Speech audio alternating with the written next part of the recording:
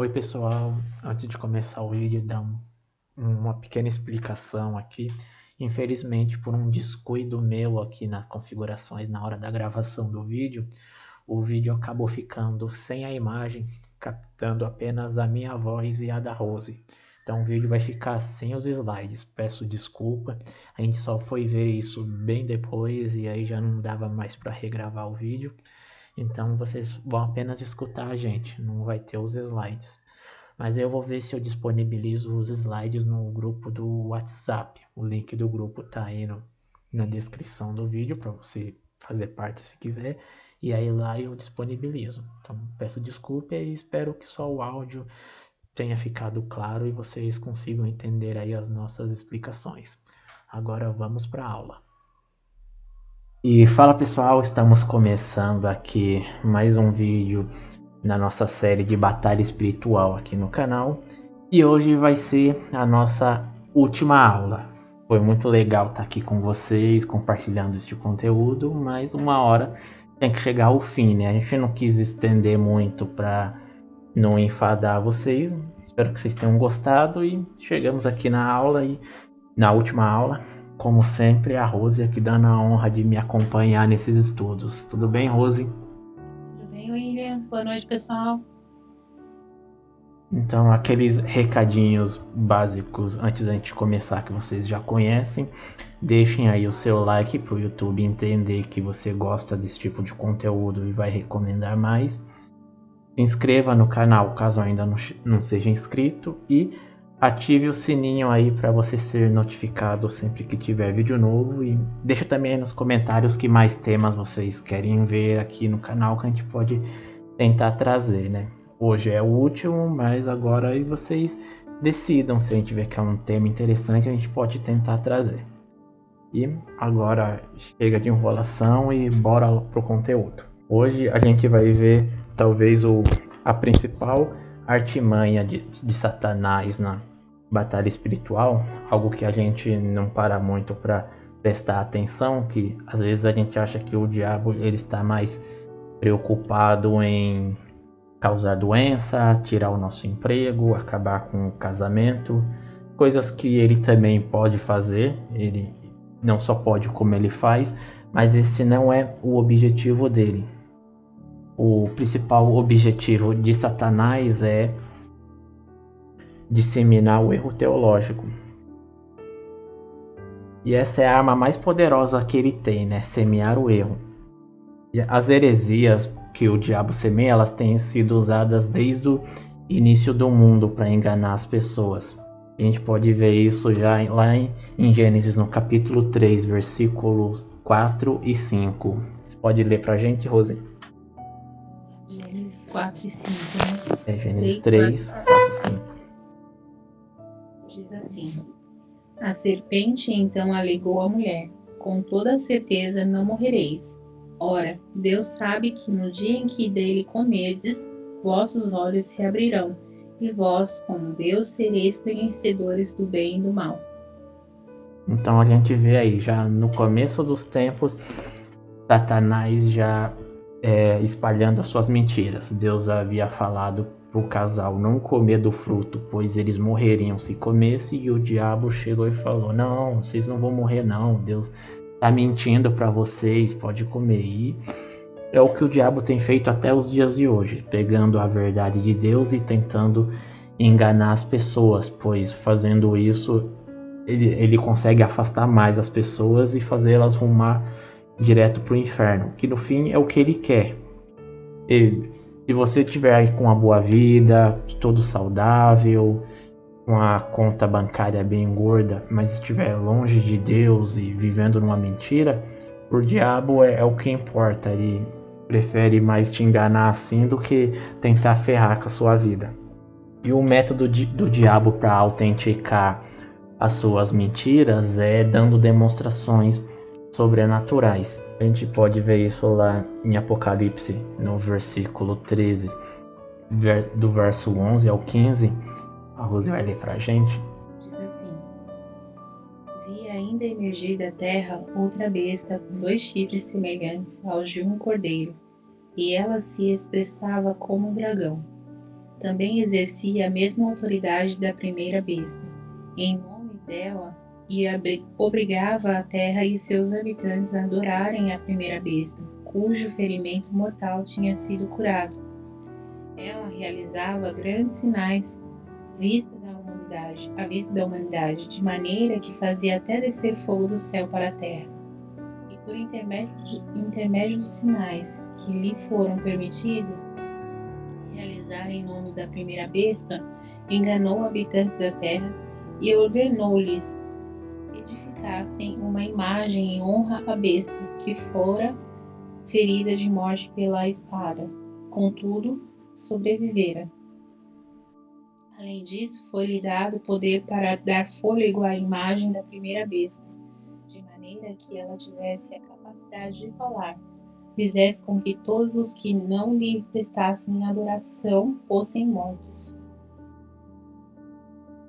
Então a gente vê aí João tendo a visão, falando de que a besta foi dada a ela o poder para realizar sinais e maravilhas, e é por isso que o anticristo vai conseguir enganar o povo, não vai ser apenas falando, e é por isso que talvez as outras religiões seduzem tanto as pessoas e elas conseguem ser enganadas, porque não é só palavras, o diabo também consegue realizar algumas maravilhas e com isso ele consegue enganar as pessoas, ele sabe como seduzir. Então o principal desígnio dele é desviar a igreja da verdade e a igreja precisa estar atenta quanto a isso.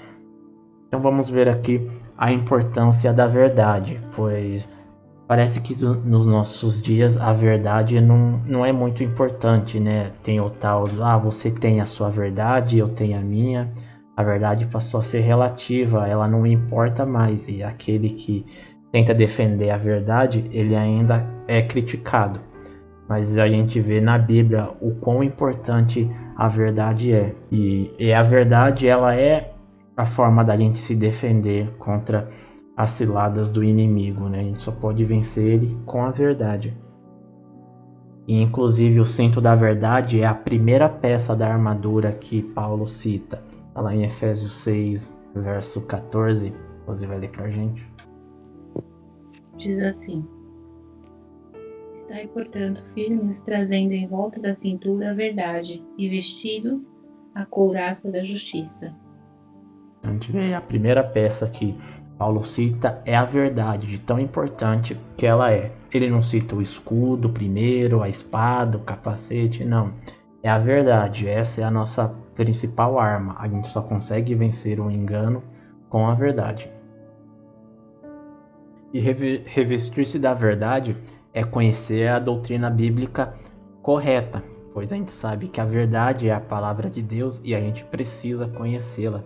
E a gente vê que hoje o quão tá grande, né, a falta de conhecimento bíblico nas igrejas. As igrejas não valorizam mais escola dominical, culto de ensino, estudo bíblico. A gente vê gente subindo nos púlpitos para falar cada coisa e o pessoal simplesmente aceitando porque não se preocupa em pegar a palavra para ir lá ver se realmente é assim.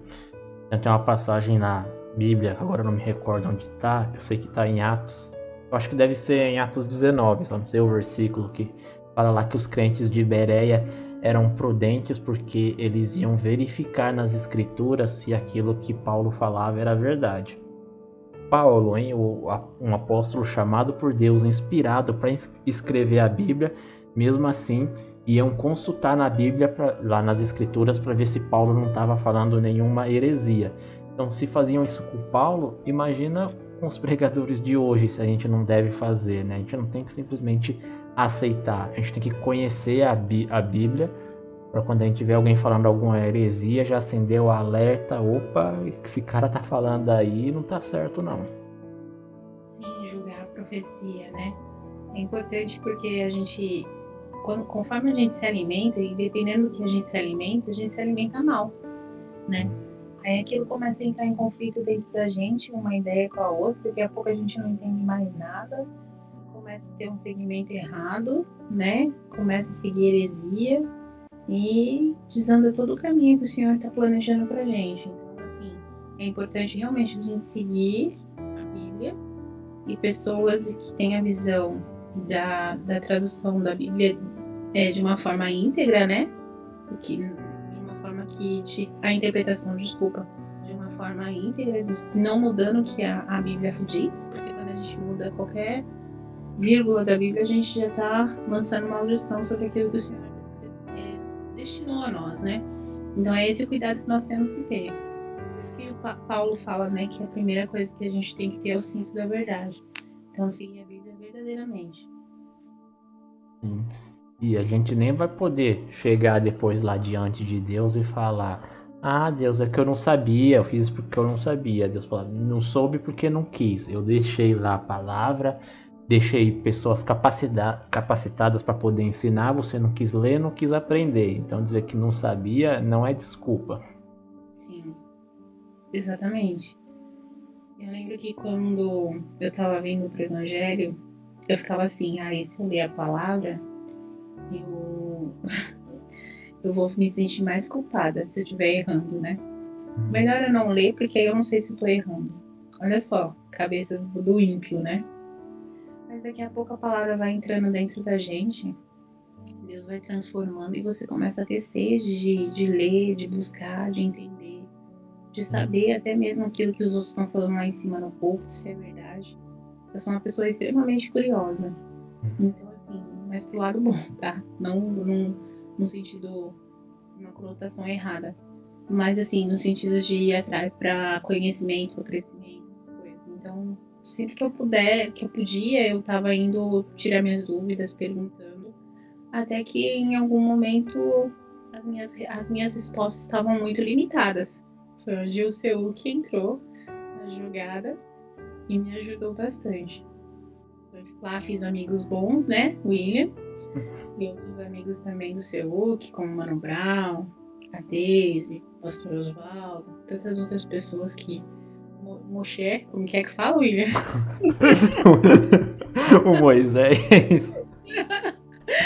Ai, reverendo.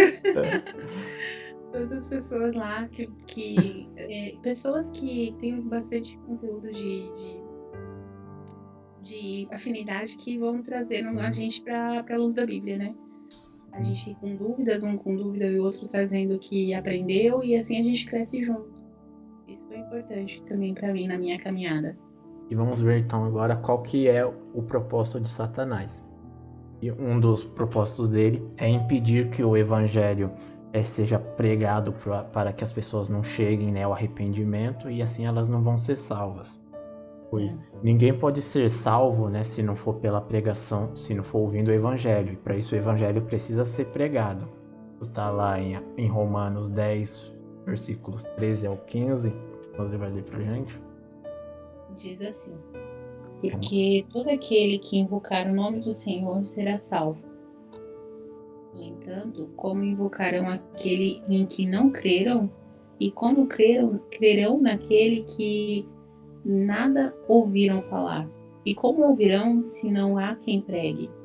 E como pregarão se não forem enviados? Como está escrito: como são os maravilhosos os pés dos que anunciam boas novas. Acho que esse é um trecho assim que todo mundo devia guardar assim e tentar decorar. E a gente vê que não há outra forma de ser salvo se não for pelo evangelho. E é por isso que o diabo, a principal arma dele é tentar impedir o evangelho. Como eu já falei, às vezes a gente acha que ele quer causar doenças ou outras coisas e ele pode fazer isso, mas às vezes ele prefere, às vezes não, na maioria das vezes ele prefere muito mais impedir que o evangelho seja pregado para que assim a pessoa seja salva do que tentar fazer outras coisas. Sim, verdade. E quando ele não consegue impedir que a verdade seja pregada, então ele tenta deturpar essa verdade, né, distorcer para que as pessoas acreditem em uma mentira, porque assim vai ter o mesmo efeito. Então, às vezes, uma meia-verdade é a mesma coisa que mentira, né? Então, às vezes o diabo ele não vai conseguir impedir o evangelho. Então, se ele não consegue impedir, então ele tenta distorcer. Então vamos ver aqui qual é o método de Satanás, né, para disseminar esse erro religioso. Um dos métodos dele é oferecer resistência aos verdadeiros pregadores. A gente vê isso acontecendo lá em 1 Tessalonicenses, capítulo 2, verso 18. Que a Rose vai ler pra gente.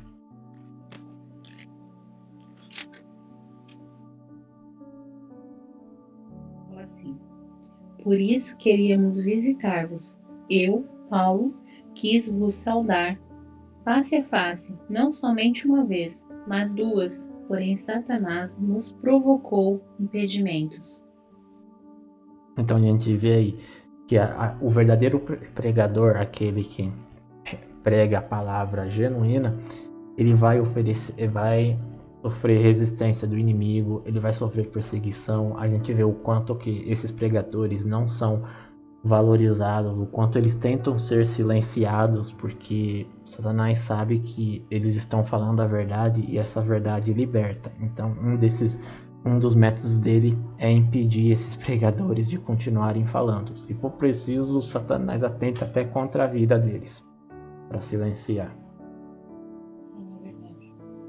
Outro método que ele usa é cegar o entendimento das pessoas para que elas não consigam entender aquilo que está sendo dito. E isso está lá em 2 Coríntios 4, verso 4. Eu coloquei errado aqui no slide, eu coloquei 3, mas é o versículo 4.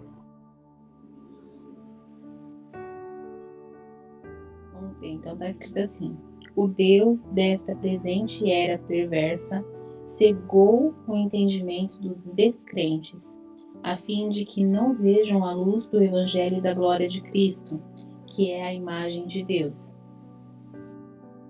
Então, a gente vê aí, algumas versões falam, né, o Deus deste século, se referindo ao diabo. Não está querendo dizer que o diabo é Deus, não. É só a forma de dizer que o mal que imperava no mundo, ele cega o entendimento dos descrentes para eles não conhecerem a verdade. Então essa também é mais um dos métodos dele de disseminar o erro, fazer com que as pessoas escutem a verdade, mas não entendem, né, o que está sendo dito. É como lá na parábola que Jesus contou das sementes, né, que vinham as aves e comiam a semente, arrancavam o que estava sendo dito.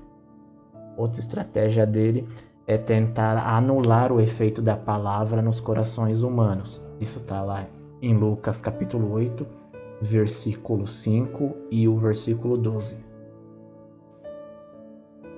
5 e o 12? Isso. Diz assim: eis que um semeador saiu a semear, enquanto lançava a semente. Parte dela caiu à beira do caminho, foi pisoteada, e as aves do céu a devoraram. 12. As que caíram à beira do caminho representavam todos que ouvem, mas então chega o diabo e tira a palavra do coração deles, para que não venham a crer e não sejam salvos. Então, eu acabei me adiantando, né? Mas aí é justamente este exemplo que Jesus dá. Então, às vezes a pessoa escuta a verdade, tá lá no culto, vem a pregação, mas aí o diabo vem e arranca aquilo que ela escutou para ela não crer, e se ela não crer, ela não vai ser salva. Uma batalha muito grande, né? Às vezes a pessoa aceitar e dar espaço para aceitar Jesus, reconhecer que Jesus é o único Salvador. Sim, ela tem que renunciar a tudo, admitir que ela é uma pecadora e que ela precisa de Jesus, e admitir isso não é fácil. E o outro método que ele usa é difundir o erro religioso para causar divisão. E aí a gente vê Jesus explicando isso em uma parábola também. Está lá em Mateus, no capítulo 13, versos 24 ao 28, que é Jesus contando a parábola, e depois o 36 ao 39, que é a explicação da parábola. 24 ao 28 diz assim: Jesus lhes contou outra parábola. O reino dos céus é semelhante a um homem que semeou boa semente em seu campo. Entretanto, quando todos dormiam, chegou o inimigo dele, lançou o joio no meio do trigo e seguiu o seu caminho. Assim, quando o trigo brotou e formou espigas, o joio também apareceu. Os servos do dono da plantação foram até ele e perguntaram: Senhor, não semeaste boa semente no teu campo? Então de onde vem o joio? Ele, porém, lhes respondeu: Um inimigo fez isso.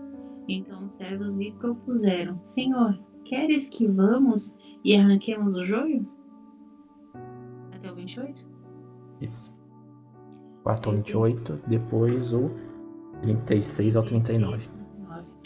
E diz assim: Então Jesus se despediu da multidão e foi para casa. Seus discípulos aproximaram-se dele e pediram: Explica-nos, Senhor, a parábola do joio e da plantação. Jesus explicou: Aquele que semeou a boa semente é o Filho do Homem. O campo é o mundo, e a boa semente são os filhos do reino. O joio representa os que pertencem ao maligno. O inimigo que semeou o joio é o diabo. A colheita é o final desta era, e os ceifeiros são os anjos. Amém.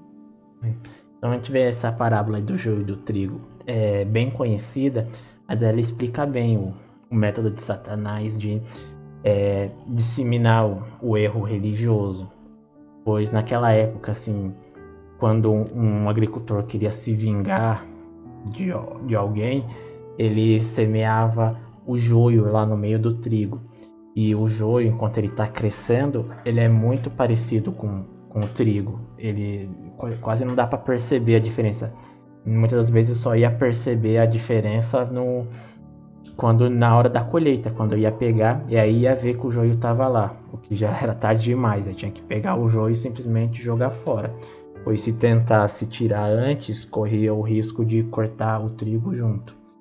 E Satanás faz a mesma coisa, pois nem sempre quando a verdade aparece, ela vem assim na cara que é verdade.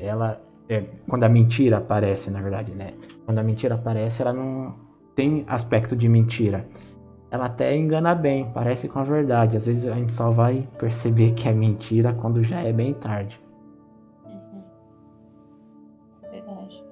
E vamos ver aqui quais são os instrumentos que Satanás usa, né, para disseminar esse erro. O primeiro é os ensinos enganadores, né, criado por espíritos demoníacos, que está lá em 1 Timóteo, no capítulo 4, versículo 1. Tá.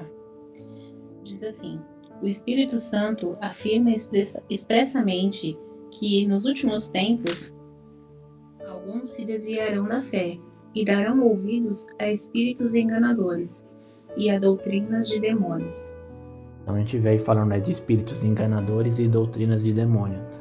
Às vezes a gente se esquece que o diabo conhece teologia e conhece muito, pois ele está aqui desde o início dos tempos, então ele teve muito tempo para aprender. Então ele sabe fazer teologia, então ele sabe como criar doutrinas enganadoras. E muitos ensinamentos que a gente vê aí sendo proferidos nos púlpitos, a gente consegue perceber claramente que esses ensinamentos só podem ter sido originados lá no próprio inferno. Muitos desses ensinos são os falsos ensinos da batalha espiritual que a gente aprendeu no decorrer desses vídeos, como maldição hereditária e outros que a gente vê que não faz sentido e só mesmo o diabo pode ter criado isso. Então, um desses instrumentos é utilizar esses espíritos enganadores que criam mentira. E o outro instrumento são os homens e mulheres que são usados para disseminar essa mentira que ele cria, que é o que Paulo continua dizendo no versículo 2 do mesmo capítulo. Diz assim: sob a influência da hipocrisia das pessoas mentirosas que têm a consciência cauterizada. Então, a gente vê, né, que tem homens que influenciam, né? Que tem homens que estão dispostos a proferir essa mentira. Claro que aí tem os dois grupos. Tem aqueles que proferem inocentemente, acreditam sinceramente naquilo, só estão sendo enganados, mas estão proferindo mentiras. Não anula a responsabilidade deles, mas eles, de certa forma, eles estão fazendo com sinceridade. Só que existe o outro grupo que sabe que está mentindo, sabe que aquilo é errado e mesmo assim quer continuar disseminando essa mentira por algum ganho pessoal, sei lá, como a própria, vamos pegar assim, a teologia da prosperidade. Eu acho que os proponentes dessa teologia da prosperidade sabem que ela é antibíblica, mas por trazer muita vantagem para eles, né, principalmente vantagem financeira, eles continuam pregando essa mentira, porque não é possível que eles realmente acreditem que isso é ensinado na Bíblia. Sim, é verdade. O que acontece? As pessoas que não leem a Bíblia, elas são facilmente predadas, né? São presas fáceis. E hoje é uma facilidade tão grande de ler a Bíblia, né? No ano passado, a gente foi lá para uma excursão lá do seminário, a gente foi no Museu da Bíblia e a gente viu lá, viu um pouquinho da história antigamente, o quão era difícil para a pessoa ter acesso à Bíblia, aqueles pergaminhos, não era tão fácil assim não, então era um grupo bem privilegiado mesmo que conseguia ter acesso. E hoje a gente tem Bíblia aí de todo tipo, de todo tamanho, em várias linguagens para a pessoa poder ver, em versão digital, versão impressa, e a gente não quer. É. E até em áudio, né? Sim. Várias formas de estar meditando na palavra e deixando de lado. Sim. Mas sabe o que é? Eu percebo que a gente está num tempo em que parece que a preguiça predomina. O ser humano já é de natureza preguiçoso, né? Preguiça é um pecado. Disso eu entendo. Hã? Disso eu entendo.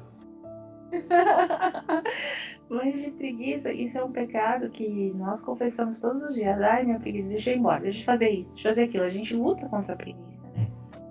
E uma das coisas que a gente acaba sendo mais preguiçoso é o fato de ler. A gente não lê porque tem preguiça, prefere ouvir alguém falando, alguém mastigando aquilo lá pra você, do que você ir atrás. Então isso faz com que a gente fique vendido.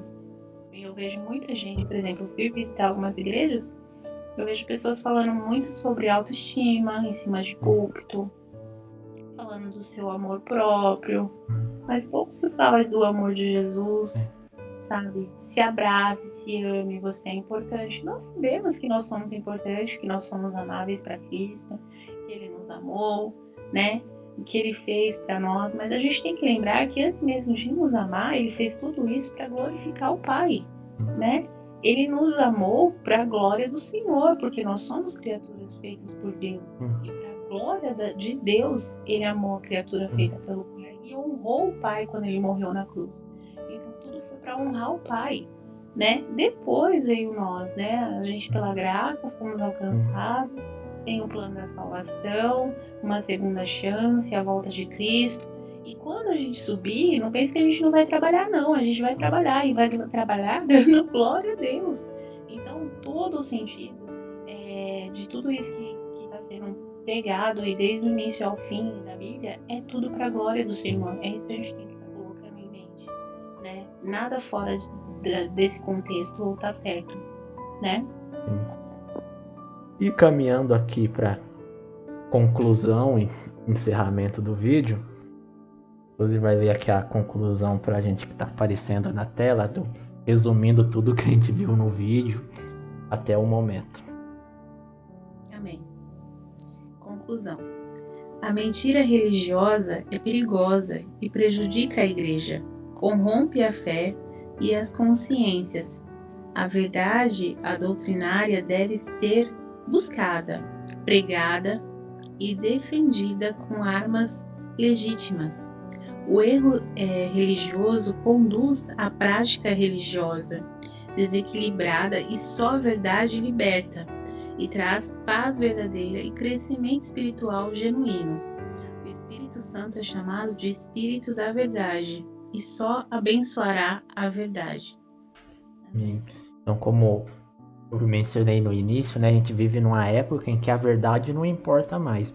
E se você for tentar criticar a pessoa que não está pregando a verdade, ainda vão te crucificar. Ah, vem aí querendo julgar, não julgueis, não faz isso. Ou seja, você não pode repreender quem está mentindo. Mas não caia nesse laço. A verdade importa e a gente tem que lutar por ela. A verdade bíblica. E contra ela, nenhuma mentira resiste.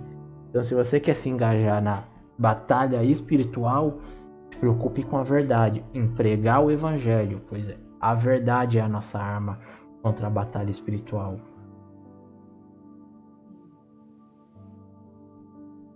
E é isso, gente. Chegamos ao fim. Espero que vocês tenham gostado. Eu gostei bastante de ter esses estudos com vocês, de conversar aqui com a Rose. Ela é uma bênção, gostou bastante de conversar com ela. Ela enriqueceu muito o estudo. Espero que vocês tenham sido edificados.